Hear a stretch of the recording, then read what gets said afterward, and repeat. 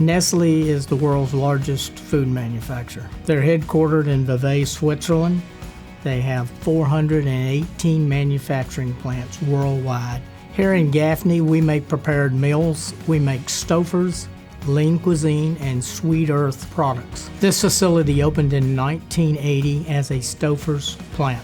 Food manufacturing has made many improvements in technology, which led to a lot of automation. There's been a lot of changes in the workforce with the different generations that come up.